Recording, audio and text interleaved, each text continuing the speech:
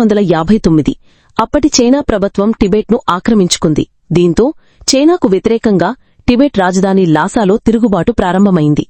China ఆ సమయంలో Tibet బౌద్ధ మత గురువు దలైలామాను కిడ్నాప్ చేయాలనుకుంది. దలైలామాను బందీగా చేసి బీజింగుకు తరలించాలని ప్లాన్ వేసిందని అప్పట్లో పెద్ద ఎత్తున ప్రచారం జరిగింది. దీంతో దాదాపు 1000 మంది టిబెటియన్లు దలైలామా ఆరామం వద్దకు చేరుకున్నారు. అప్పుడు చైనా సైన్యం టిబెటియన్లపై విరుచుకుపడింది. వారిని తీవ్రంగా కొట్టింది. ఈ ఘటనలో దలైలామా అంగరక్షకులు కూడా చనిపోయారు. దీంతో చైనా సైనికుల కళ్లు గప్పి కొంతమంది దలైలామాను రక్షించి సురక్షితంగా భారత్కు తీసుకొచ్చారు. భారతదేశం దలైలామాను రాజకీయ శరణార్థిగా గుర్తించింది. అప్పటినుంచి దలైలామాతో పాటు ఆయన శిష్యులు కూడా భారతదేశంలో ఆశ్రయం పొందారు. దీంతో చైనా అగ్గిమీద గుగ్గిలమైంది. దలైలామాకు ఆశ్రయమిచ్చిన భారత్పై కక్ష పెంచుకుంది. 1962లో చైనా భారత్పై దాడి చేసింది. టిబెట్ను చైనా ఆక్రమించుకున్న తర్వాత భారత్ సరిహద్దుల్లో చైనా భారత్ మధ్య గొడవలు మొదలయ్యాయి. గతంలో చైనా భారత్ సరిహద్దుల మధ్య ఓ ప్రత్యేక దేశంగా టిబెట్ ఉండేది. దలైలామాతో పాటు ఆయన ప్రభుత్వంలోని వ్యక్తులు కూడా అక్కడి నుంచి భారత్కు వచ్చేశారు. అప్పటినుంచి దలైలామా భారతదేశంలోనే ఉంటున్నారు. అలాగే టిబెట్ ప్రవాస ప్రభుత్వం హిమాచల్ ప్రదేశ్లోని ధర్మశాలలో పనిచేస్తోంది. హిమాచల్ ప్రదేశ్ రాష్ట్రంలోని ధర్మశాలకి 9 కిలోమీటర్ల దూరంలోని ఎత్తైన కొండల మీద మెక్లోడ్ గంజ్లో ఒక భవనంలో దలైలామా ఉంటున్నారు. ఆ ఆవరణలో ఉండే ఆలయంలో నుంచే దలైలామా భక్తులకు దర్శనమిస్తుంటారు. దలైలామాలంతా బుద్ధిని అంశ అని బౌద్ధుల నమ్మకం. దలైలామా మరణిస్తే మళ్లీ ఇంకో చోట పుట్టి మళ్లీ దలైలామాగా పగ్గాలు చేపడతాడని బౌద్ధుల విశ్వాసం. అసలు ఈ దలైలామా అనేది ఒక పేరా లేక బిరుదా? దలైలామా అనేది ఒక పేరు కాదు, ఇది ఒక మతపరమైన బిరుదు. ప్రస్తుతం 14వ దలైలామా అసలు పేరు టెంజిన్ గయాత్సో. సంప్రదాయాల ప్రకారం టిబెట్ అత్యున్నత మత నాయకుడిని దలైలామా అని పిలుస్తారు. టెంజిన్ గయాత్సోను 2 సంవత్సరాల వయసులో తదుపరి దలైలామాగా గుర్తించారు. 4 సంవత్సరాల వయసులో లాసాకు తీసుకురాబడ్డారు.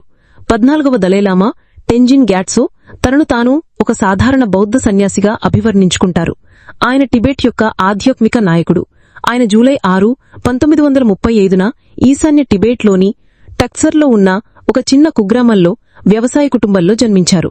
2 సంవత్సరాల వయసులో 13వ దలైలామా తుప్తేన్ గ్యాట్సో యొక్క పునర్జన్మగా ఇతని గుర్తించబడింది. 6 సంవత్సరాల వయసులో టెంజిన్ గ్యాట్సో సన్యాసి విద్యను ప్రారంభించారు. 1939లో అధికారికంగా 14వ దలైలామాగా గుర్తింపు పొందారు. ఆయన సింహాసన స్వీకారోత్సవ కార్యక్రమం ఫిబ్రవరి 22, 1940లో లాసాలో జరిగింది. 1959లో టిబెట్పై చైనా తిరుగుబాటు సమయంలో దలైలామా భారతదేశానికి పారిపోయాడు.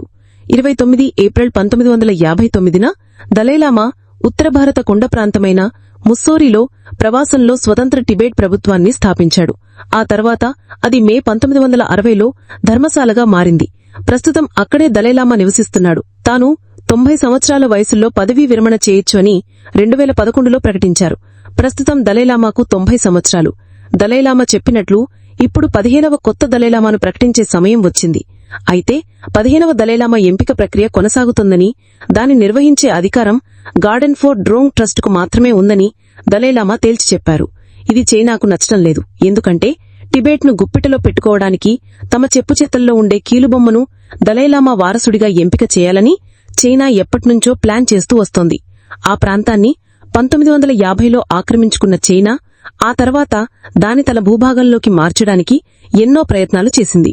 ముఖ్యంగా చైనీస్ మూలాలు ఉన్న హన్ జాతి ప్రజలు ఇబ్బడి ముబ్బడిగా టిబెట్లో స్థిరపడేలా చేసింది. ఆక్రమణ తర్వాత లక్షల సంఖ్యలో అక్కడి చిన్నారులను దూర ప్రాంతాలకు తరలించి వారికి బ్రెయిన్ వాష్ చేసింది. అక్కడి పీఠభూమిలో విస్తారంగా నిక్షేపాలు ఉండడంతో వాటిపైన చైనా కన్నేసింది. టిబెట్పై పట్టు కోసం భవిష్యత్తులో దలైలామా స్థానాన్ని కబ్జా చేయాలని చైనా భావించింది.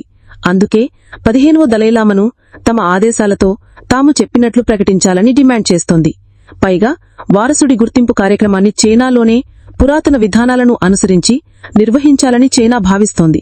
అయితే దలైలామా వారసుడి ఎంపికలో బయటవారి జోక్యం ఉండదని దలైలామాతో పాటు బీజింగ్ ప్రకటనతో చైనా గుర్రుగా ఉంది. మరోవైపు ప్రపంచ దేశాలు 15వ దలైలామా ఎవరు అయ్యుంటారు, అసలు దలైలామాను ఎలా ఎంపిక చేస్తారు అన్నదానిపై ఆసక్తికరమైన చర్చ నడుస్తోంది. టిబెట్ బౌద్ధ మతంలో దలైలామాను ఎంపిక చేయరు, ఆయన కోసం వెతుకుతారు. దలైలామా మరణించిన తరువాత మరొకరి శరీరంలో పునర్జన్మ పొందుతా అని నమ్ముతారు. ఆయన మరణించిన సమయంలో బౌద్ధ భిక్షువుల్లోని పెద్దలు దలైలామా అవతారంగా భావించే బాలుడి కోసం వెతుకుతారు. ఈ ప్రక్రియలో కొన్ని నిర్దిష్ట పద్ధతులను అనుసరిస్తారు. దీనికి ముందు బౌద్ధ భిక్షువులు కొన్ని ఆధ్యాత్మిక సంకేతాలను లోతుగా అధ్యయనం చేస్తారు. ఉదాహరణకు, ఈ సమయంలో బౌద్ధ భిక్షువులకు వచ్చే కలల్లోని దృశ్యాలను విశ్లేషిస్తారు. మరణించిన సమయంలో దలైలామా మృతదేశం ఏ దిశలో ఉంది, ఆయన ఏ ముద్రలో ఉన్నారు అనేది గమనిస్తారు. దహన సంస్కారాల సమయంలో పొగలు వ్యాపించే దిశను కూడా ఒక సంకేతంగా భావిస్తారు. వీటన్నింటి అధ్యయనం వెనుక అసలు ఉద్దేశం తరువాతి దలైలామా ఏ దిశలో లేదా ఏ ప్రాంతంలో జన్మిస్తారో తెలుసుకోవడమే. టిబెట్ రాజధాని లాసాకు 144 కిలోమీటర్ల దూరంలో లామో లాత్సో సరస్సు ఉంటుంది. దలైలామా ఎంపిక ప్రక్రియలో ఈ సరస్సుకి ప్రత్యేక స్థానం ఉంటుంది. భవిష్యత్ దలైలామాకు సంబంధించిన సంకేతాలు ఈ సరస్సు నీళ్లలో కనిపిస్తాయని ఇక్కడ ధ్యానం చేసే భిక్షువులు విశ్వసిస్తారు. ఈ సంకేతాలన్నింటి ఆధారంగా భిక్షువులు అధికారుల బృందం ఒకటి టిబెట్ హిమాలయ ప్రాంతాల్లో పర్యటిస్తుంది. దలైలామా మరణించిన సమయంలో పుట్టిన పిల్లల కోసం ఈ బృందం వెతుకుతుంది. ముఖ్యంగా అసాధారణ తెలివితేటలు లక్షణాలు కలిగిన పిల్లల కోసం చూస్తారు. గతంలో జరిగిన కొన్ని ముఖ్యమైన సంఘటనలను గుర్తు చేసుకోగలిగిన పిల్లల కోసం అన్వేషిస్తారు.